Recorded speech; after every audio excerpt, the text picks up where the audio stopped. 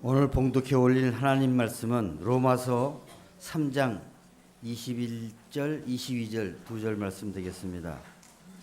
로마서 3장 21절, 22절 말씀 제가 봉독해 올립니다.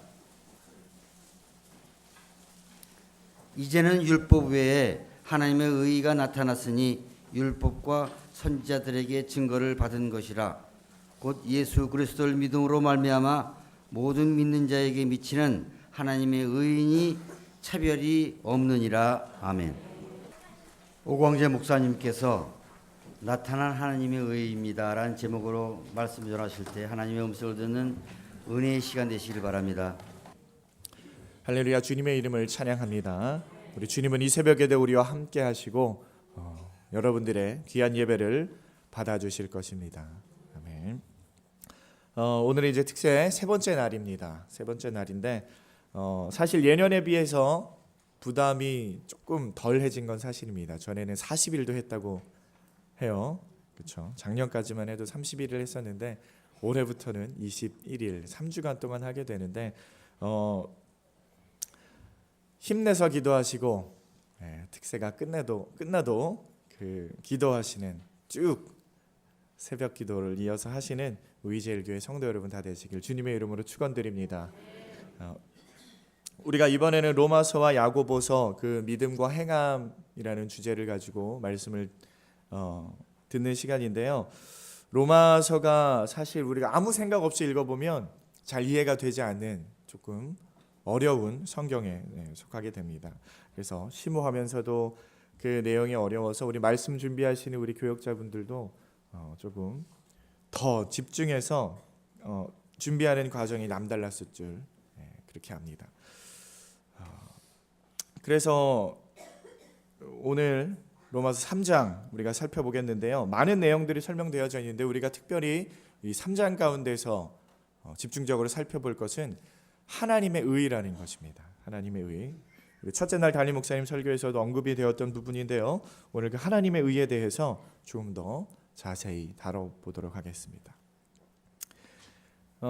그래서 오늘 3장 우리 오늘 읽은 본문 말씀에서 하나님의 의가 어떻게 됐냐? 나타났다라는 겁니다. 나타났다는데 하나님의 의가 이제 나타났는데 그럼 다른 말로 표현을 하면 하나님의 의가 여태까지 나타나지 않았다라는 말도 되는 것이잖아요. 이제 하나님의 의가 나타났다라니까. 나타나는데 하나님의 의가 어디에 나타났냐? 하나님의 의는요. 로마서 1장 17절에 이렇게 기록되어 있습니다. 복음에는 하나님의 의가 나타나서 복음에 하나님의 의가 나타나는 겁니다. 복음에. 그러니까 여기서 사도 바울이 설명하려는 것은 뭐냐면요. 여태까지는 율법의 시대였다면 이제는 율법 시대가 지나가고 복음 시대가 도래했다. 그 예수 그리스도의 성육신 사건으로 말미암아 그러한 의미에서 이제는 율법 외에 하나님의 한 의가 나타났다. 그렇게 말하고 있는 겁니다. 그렇다고 여기서 말하는 것은 어떠한 세대주의적인 그런 개념이 아니에요. 예수님께서 오시기 직전까지는 율법 시대였기 때문에 구원받는 방도가 달랐다. 그런 것을 말을 하는 것이 아니라요. 어떠한 시간적인 역사 속에서 예수 그리스도의 등장이 갖고 있는 의미를 그렇게 말을 하는 것입니다. 그래서 우리가 성경을 통째로 봐야 하는 겁니다. 통으로 봐야 하는데 이 성경의 역사 속에서 부딪히는 개념이 있는데 뭐냐면은 바로 율법으로는 구원받지 못한다라는 것입니다. 대신에 우리를 구원의 방도로 이끄는 것은 율법이 아니라 복음이다. 그거를 말하고 있는 것입니다. 그래서 오늘 본문의 20절을 보면요. 본문 전에 말씀 20절을 보면은 그러므로 율법의 행위로 그의 앞에 의롭다 하심을 얻을 육체가 없나니 율법으로는 죄를 깨달음이니라. 이러한 말씀이 있습니다. 그러니까 율법으로는 구원을 얻을 수 있는 게 아니라요. 율법으로는 그냥 죄를 깨닫는 하나의 거울과 같은 그러한 역할을 하는 것이다. 무슨 말이냐면요. 그 당시 유대인들에게 말을 하는 것이겠죠. 너희들 뭔가 착각하는 게 있는데 율법으로는 너희들이 의로워질 수가 없다. 율법 지켜서는 너희들 의로워져서 구원받을 수 있는 게 아니다. 율법은 그냥 우리를 죄를 깨닫게 해주는 거다. 이렇게 사도 바울이 말을 하고 있는 거예요. 그러면 우리가 어떻게 해야 의로워질 수가 있느냐? 이렇게 반문할 수가 있겠죠. 그러면 거기에 대한 해답을 하고 있는 것이 바로 오늘 본문 21절 말씀이라는 것입니다. 우리 다시 한번 21절로 22절을 함께 읽어보도록 하겠습니다. 시작. 이제는 율법 외에 하나님의 한 의가 나타났으니 율법과 선지자들에게 증거를 받은 것이라 곧 예수 그리스도를 믿음으로 말미암아 모든 믿는 자에게 미치는 하나님의 의인이 차별이 없느니라. 아멘. 사랑하는 성도 여러분, 구원이라는 것이 무엇입니까? 구원이 무엇이죠?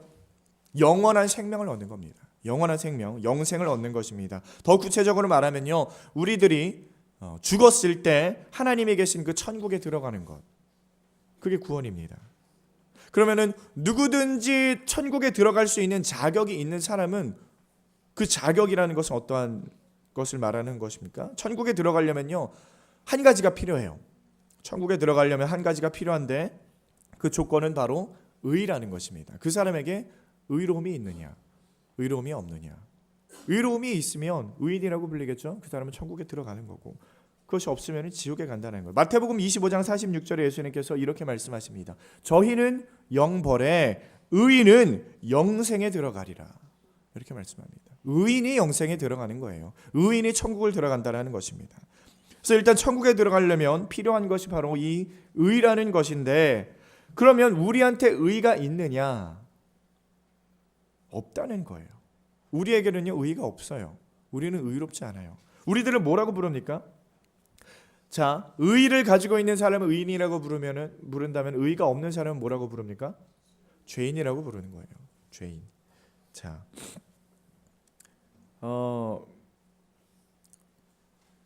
의와 상관이 없는 사람은 죄인, 의가 있는 사람은 의인. 그래서 죄인은 천국에 못 들어간다라는 거예요. 그래서 우리들이 항상 말하고 있는 것이 무엇입니까? 나는 하나님한테 고백할 때 뭐라고 말해요? 하나님이 의인 왔습니다. 그렇게 말하지 않죠? 어떻게 합니까? 하나님이 죄인 왔습니다. 받아주시옵소서. 우리는요, 본질상 뭐라는 거예요? 죄인이라는 거예요. 우리는 본질상 죄인이에요.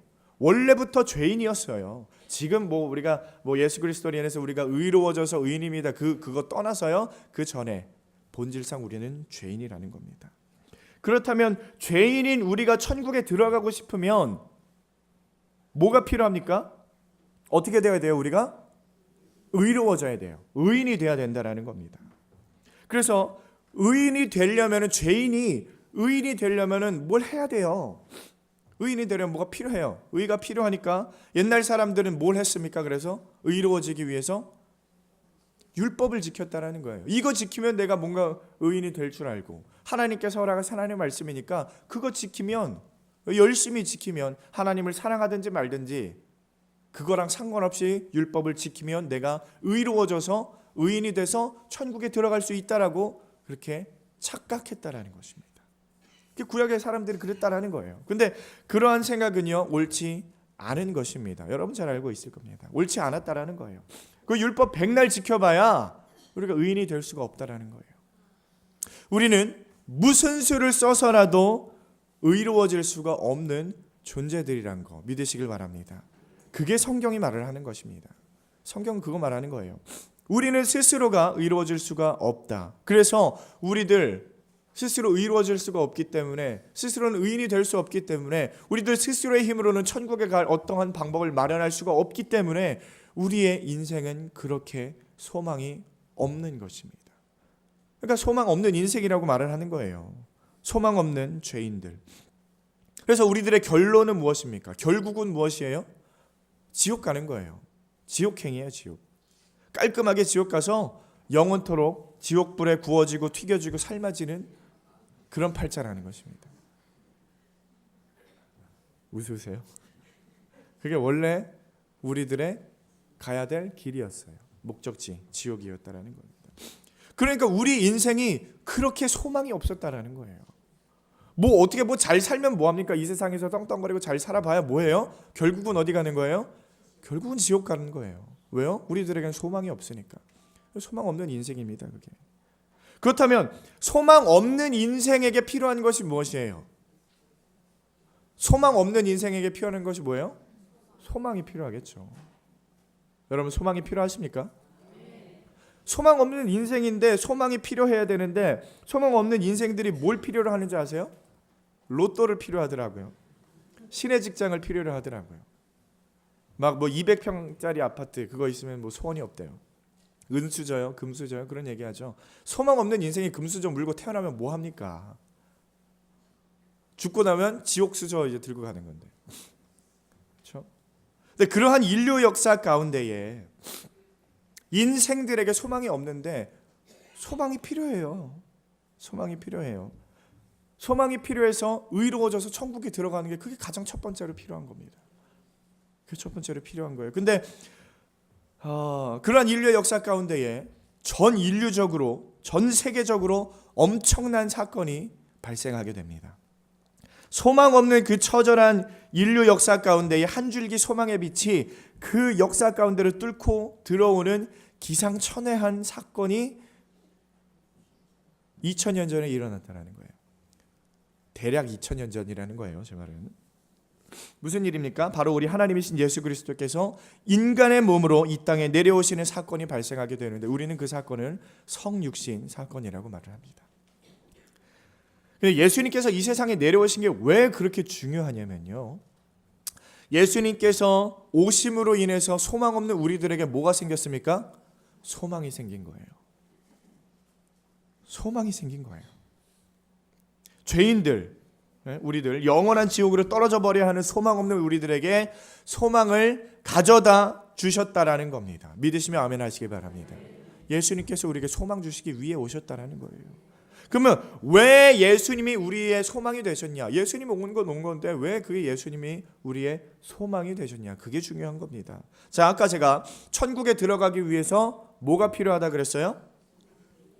우리 초등부 친구들, 천국에 들어가려면 뭐가 필요해요? 네? 뭐가 필요해요? 엄마가 필요해요? 그렇진 않죠. 자, 우리 따라해 볼까요? 의가 뭐예요? 모르겠죠. 좀 어려워요.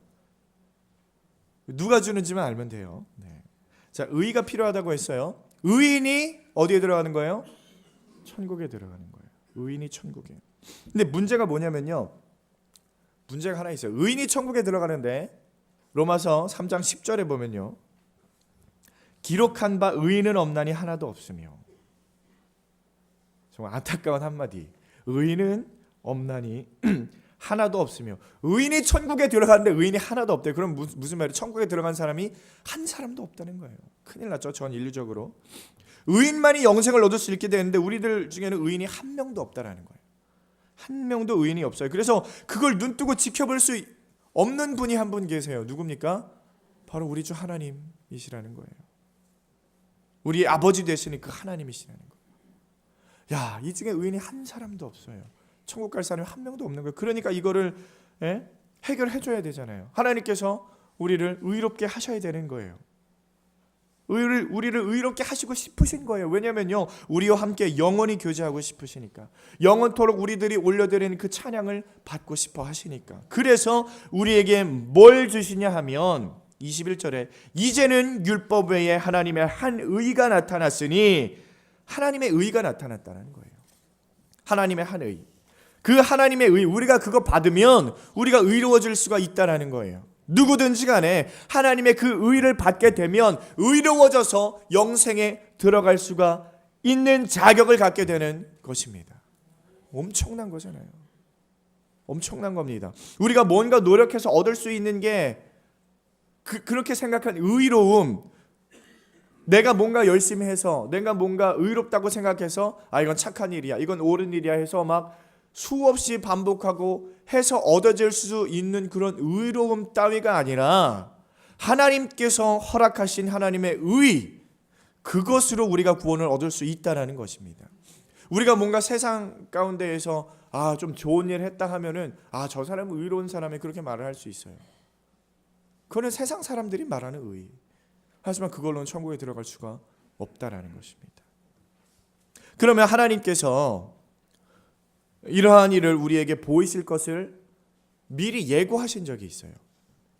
야, 너희에게 내 의, 하나님의 의를 부어줘서 그것으로 인해서 너희가 구원을 받게 될 거야. 나중에 그것을 우리에게 얘기해 준 사건이 있어요. 그게 뭐냐면요, 옛날에 에덴 동산이라는 곳이 있었어요. 거기에 한 사건이 발생합니다. 초등부 친구들, 에덴 동산이 어딘 줄 알아요? 알죠? 지금 눈이 지금 안 떠져서 몽롱한 것 같은데 에덴 동산 하면 창세기에 나온 에덴, 아담과 하와 알죠? 예, 잘 들어보세요. 여러분이 아는 얘기예요. 자, 옛날에 아담과 하와가 에덴 동산에서 살다가 하나님의 말씀을 어기고 죄를 짓는 사건이 발생합니다. 죄를 지었어요. 어떤 죄를 지었습니까? 하나님이 먹지 말라고 한 선악과를 따먹었어요. 그게 죄예요. 죄를 지은 다음에 얘네들이 어떻게 됐냐? 눈이 밝아졌어요. 눈이 밝아졌다라는 게 어떠한 거냐면은 선악을 구별하게 됐다라는 거예요. 그 전에는 선과 악을 구별하기 못했어. 모든 게 선했기 때문에. 근데 그걸 딱 먹고 나서 선과 악을 구별하게 되었다라는 거예요. 그래서 자신들의 상태가 우리는 죄인이다, 그거를 느끼게 된 거예요. 그래서 우리가 부끄러운 자들이네, 죄인이네. 그래서 숨었어요. 숨어가지고 떳떳하게 나올 수 없으니까 자기들의 부끄러운 모습을 가리게 됩니다. 뭘로 가렸습니까? 나뭇잎으로 가렸어요. 무화과 나뭇잎을 엮어가지고 가렸어요. 가렸는데 그렇게 숨어 있는데, 하나님의 낯을 펴서 숨어 있는데 하나님께서 그들을 찾으십니다. 아담아 어디 있느냐? 안 보이는 거예요. 아담아 어디? 하나님이 몰라서 물었을까요? 다 알고, 그렇죠? 아담아 어디 있느냐? 어떻게 숨습니까? 하나님의 낯을 피해서 숨을 수가 없어요. 그러니까 아담이 나무 사이에 숨어 있다가 이렇게 대답하면, 하나님 저 여기 있습니다. 하나님이 그들 다그치는 거예요. 너희들 왜 이렇게 말을 안 들었냐? 왜 내 말을 안 들었어? 왜 죄악을 저질렀느냐? 그렇게 하고서 그들에게 벌을 줍니다. 벌을 줘요. 남자 각각 벌을 주죠. 남자는 이제부터 이렇게 되고, 여자는 이제부터 이렇게 되고, 뱀은 이렇게 되고, 각각 저주를 내립니다. 저주를 내린 다음에 그 다음에 마지막으로 가죽옷을 입혀주는 모습을 보게 됩니다. 하나님께서 가죽옷을 입혀주게 되는 거예요. 그러니까 여기에서 보여주는 이야기가 뭐냐면요, 우리들 죄인은요, 죄를 짓고 우리가 죄를 깨달은 다음에 뭘 한다라는 거예요. 그걸 위해서 뭔가 한다라는 거예요. 그 죄를 가리기 위해서 뭔가 노력을 하는 거예요. 우리의 부끄러운 것을 가리기 위해서 뭘 했습니까? 아담과 하와가 나뭇잎을 엮어서 가렸다라는 거예요. 똑같다는, 그게 우리의 죄를 없이 하려고 노력을 한다라는 거예요. 우리는 모두 죄의식이라는 게 있어요. 그래서 그 죄를 뭔가 가려보기 위해서, 여러분들 왜 남편과 아내가 있는데 남편이 바람을 펴요. 그럼 죄를 졌죠, 아내한테. 들어오면 아내한테 더 잘합니까? 더 못합니까? 더 잘해줘요. 왜 그런 줄 알아요? 가리려고. 자기가 잘못한 걸 가리려고 더 잘해주는 거예요. 그게 사람의 심리라는 거예요. 그러니까 가리려면 뭔가 하려고 해요. 노력을 합니다. 하지만 우리를 무화과 잎으로 덮을 수 있습니까? 그 죄를 가릴 수가 있어요? 당장에는 그 부끄러운 것을 어떻게든 가릴 수가 있었어요. 어떻게 잘하면 가릴 수가 있을 것 같아요. 당장은 어떻게 될 것 같지만 결국에 그 잎사귀가 어떻게 됩니까? 말라버린다라는 거예요. 하루 이틀 지나면 말라버린다라는 거예요. 그래서 이사야 64장 6절에 이렇게 표현을 합니다. 대저 우리는 다 부정한 자 같아서 우리의 의는 다 더러운 옷 같으며 우리는 다 쇠폐함이 잎사귀 같으므로 우리의 죄악이 바람같이 우리를 몰아가나이다. 여기서 말하는 잎사귀가 바로 그 아담이 가렸던 그 잎사귀를 말을 하는 거예요. 결국 우리들이 뭔가 하는 의로서는, 우리들이 어떠한 노력으로는 아무것도 안 된다라는 거예요. 무능력하다라는 거예요, 구원에 있어서. 그래서 우리에게 필요한 것이 무엇입니까? 바로 하나님의 의라는 것입니다. 그래서 우리에게 하나님의 의가 그렇게 절실하게 필요하다라는 거예요. 근데 하나님께서 우리에게 그냥 입혀주시는 사건이 발생하는 겁니다. 그걸 의미하는 것이 바로 가죽옷이에요. 하나님이 우리에게 입혀주실 의의 옷, 그게 의미하는 게 가죽옷이에요. 가죽옷을 지으려면 뭐가 필요해요? 가죽옷을 어디로부터 얻어요? 동물한테 얻겠죠. 짐승, 산재물이 필요하다라는 거예요. 산재물. 근데 거기서 끝이 아니라 그 동물이 반드시 피를 흘려야만 한다라는 거예요. 그래야 가죽을 우리가 채취할 수가 있는 거죠. 가죽이 질기고 튼튼하다고 해서 중요한 것이 아니라, 그래서 하나님이 가죽옷을 입혀주셨다는 게 아니라요, 가죽옷을 짓기 위해서는 피 흘림이 있어야 한다라는 것을 보여주기 위해서 가죽옷을 하나님께 선택하셨다라는 거예요. 그래서 결국 하나님께서 그 사건을 통해서 우리에게 알려주시고자 하는 것이 무엇이냐 하면 우리들의 힘으로는 할 수 없는 그 의롭게 되는 일을 하나님께서 해주실 것인데 피 흘림을 통해서 이루어 주실 것이다. 그것을요 암시해주고 있는 거예요. 암시. 근데 누구의 피입니까? 누구의 피를 흘리겠다라는 거예요? 하나님의 독생자이신 예수 그리스도의 피를 흘리심으로 말미암아 우리를 의롭게 해주실 것을 그 가죽옷 사건을 통해서 미리 보여주셨다는 거예요. 그 당시에는 알 수가 없어요. 그 당시에는 알 수가 없어요. 근데 조금 이렇게 멀리 떨어져 보면은 그게 이 말이구나. 그게 그 사건이구나. 그래서 하나님의 의가 예수 그리스도의 성육신 사건을 통해서 이제 나타나게 되었는데, 이제 나타났습니다. 나타났다는 게 그냥 무에서 유의 창조 같은 느낌으로 짜잔하고 나타났다는 건 아니에요. 없던 것에서 생겨난 것이 아니에요. 하나님의 의라는 것은. 그러면 구약시대 사람들은 불쌍해지는 거잖아요. 그럼 구약시대 사람들은 하나님의 그 자비하심을 그거를 입지 못했다라는 게 되는 거예요. 그러니까 그런 건 아니라는 거예요. 고린도전서 2장 말씀에요. 사도 바울이 복음에 대해서 정의를 하는데 어떻게 정의하냐면요. 복음이라는 것은 오직 비밀한 가운데 있는 하나님의 지혜다라고 말하는 거예요. 비밀한 가운데 있는 거. 비밀한 가운데. 에베소서에도요. 영원부터 만물을 창조하신 하나님 속에 감추었던 비밀의 경륜. 그렇게 표현을 해요. 복음은. 그것이 바로 복음이라는 거예요. 복음. 복음은요. 사실 태초부터 복음이 있었어요. 그래서 원복음을 창세기 3장 15절 원복음이라고 말하거든요. 태초부터 복음은 있었다라는 거예요. 근데 그게 잠시 가리워졌다가 예수 그리스도 사건으로 말미암아 그게 나타났다. 그렇게 됐다라는 겁니다. 그게 바로 복음이라는 거예요. 그래서 오늘 본문 21절 하반절에 보면요. 율법과 선지자라는 말이 나옵니다. 이건 뭐냐면 율법과 선지자는 구약 성경을 가리키는 거예요. 그러니까 하나님의 이 복음의 비밀은 구약 성경에 다 숨겨져 있다라는 거예요. 어떻게 숨겨져 있냐? 하나님께서 맺으신 언약으로, 예언으로, 그림자로, 모형으로 그 복음이 다 숨겨져 있었다라는 거예요. 로마서 1장 2절에 보면요. 이 복음은 하나님이 선지자들로 말미암아 그의 아들에 관하여 성경에 미리 약속하신 것이라. 아멘. 미리 약속하셨다라는 거예요. 구약의 선지자들과.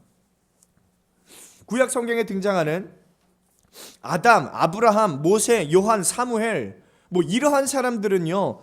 그냥 당대에 그냥 뛰어난 뭐 선지자가 아니라 예수님을 예표하는 모형이었다라는 거예요. 그들의 삶은 구약 시대에서 끝나는 것이 아니라 그들의 삶은 어떻게 보면 예수님의 인생과 동일한 연결되는 그 연관점이 있었다라는 거예요. 모형이라고 하는 거예요. 모형. 그래서 그 모형이 되는 사람들을 보면서 하나님께서 나중에 보여주실 진짜 메시아인 예수님을 기대하면서 그 오실 메시아를 믿음으로써 구약시대의 사람들은 구원을 받았다라는 겁니다. 그들은 율법을 지켜서 구원을 받은 게 아니에요. 오실 메시아를 기다리면서 그걸 믿는 믿음으로 구원을 받았다라는 거예요. 구약시대 사람들도 그래서 믿음으로 구원을 받았다라는 것입니다. 그래서 그 복음의 진수인 진짜 메시아 예수 그리스도께서 이제 성육신에서 오셨는데 그 안에 하나님의 의가 나타나는 겁니다. 나타났다는 거예요. 그런데 이제 우리가 그 하나님의 의를 받아야 하는데, 우리가 천국에 가려면 그 하나님의 의를 받아야 하는데, 그래서 그 하나님의 의를 받아서 우리가 의인이 되어야 하는데, 그럼 우리가 어떻게 그 하나님의 나타낸 의를 받을 수 있느냐? 그것이 중요하죠. 그 대답은 오늘 22절 말씀에 나와 있습니다. 우리 함께 읽어보겠습니다. 22절 시작. 곧 예수 그리스도를 믿음으로 말미암아 모든 믿는 자에게 미치는 하나님의 의인이 차별이 없느니라. 아멘. 아멘.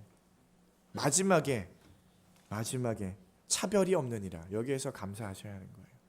차별 없이 유대인에게만 주어진 것이 아니라 모든 민족에게, 믿는 자에게 차별 없이 주어진다라는 거. 자, 우리가 의를 어떻게 얻을 수 있다고 합니까? 곧 예수 그리스도를 믿음으로 말미암아 그 하나님의 의를 우리가 얻을 수 있다라는 것입니다. 예수 그리스도를 믿음으로 말미암아 하나님의 의를 우리가 얻게 된다라는 것입니다. 하나님의 의가 나타났다라는 것은요, 하나님께서 보여주셨던 그 언약의 이루어짐, 언약의 성취를 의미하는 거예요. 여태까지 계속해서 구약시대에 보여줬던 그 약속들, 그 약속이 이제는 이루어지는 일에 하나님께서 우리들에게 요구하시는 일이 뭐라는 것입니까? 뭘 한 가지 요구한다는 거예요? 여태까지 하나님께서 보여주셨던 언약과 약속들이 있는데 그 언약의 성취, 언약의 도장을 꽝 찍어서 이제 마무리를 하려고 하는데 거기에 뭐가 필요하다라는 거예요? 우리들의 믿음이 필요하다라는 겁니다. 믿음이 필요한 거예요. 믿음이라는 거, 요한복음 6장에 어떠한 무리들이 예수님께 와서 이렇게 질문합니다. 우리가 어떻게 하여야 하나님의 일을 하오리까? 예수님의 대답이 무엇입니까? 하나님의 보내신 자를 믿는 것이 하나님의 일이니라. 뭔가 하나님의 일을 하고 싶어서 예수님께서 와서 우리가 하나님의 일을 어떻게 합니까? 야, 시끄러. 하나님이 보내신 자를 믿는 게 그게 하나님의 일을 하는 거야. 하나님의 보내신 자를 믿는 것이 우선이라는 것입니다. 그것이 우선되는 거예요. 믿음이 우선되어져야 하는 것입니다. 왜냐하면요, 일보다 하나님과의 관계가 더 우선되기 때문입니다. 하나님과의 관계가 이루어지지 않는데 어떻게 하나님의 일을 할 수 있겠습니까? 그러니까 믿음을 말하고 있는 것입니다. 하나님과 단절되었던 그 관계를 회복하는 길은 하나님께서 보내신 예수 그리스도를 통해서만이 가능하다라는 것을 믿으시길 바랍니다. 사랑하는 성도 여러분, 오늘 이 자리에 나오신 목적이 어디에 있습니까? 왜 나오셨어요? 바라시는 기도 제목이 있습니까? 하나님께 무언가를 받기를 원하시는 분이 있습니까? 해결되지 않는 문제가 있어서 나왔습니까? 그러한 것들을 하나님 앞에 아뢰기 이전에 하나님과의 관계의 회복을 구하시길 바랍니다. 소망 없는 나의 인생 가운데 예수님을 보내주셔서 소망을 갖게 하심을 감사하시길 바랍니다. 나의 인생 가운데 내가 무엇을 해서 내가 의로워지고 내가 높아지는 것이 아니라 하나님의 의로움으로 나의 인생을 덮어주셔서 하나님 때문에 내 인생이 의미가 있어지고 하나님 때문에 나의 인생에 가치가 있어지고 하나님 때문에 나의 인생에 소망이 생겼습니다. 거기에 대해서 감사하시면서 그렇게 고백하시면서 하나님께 나아가는 사랑하는 우이제일교회 성도 여러분 다 되시기를 주님의 이름으로 축원드립니다.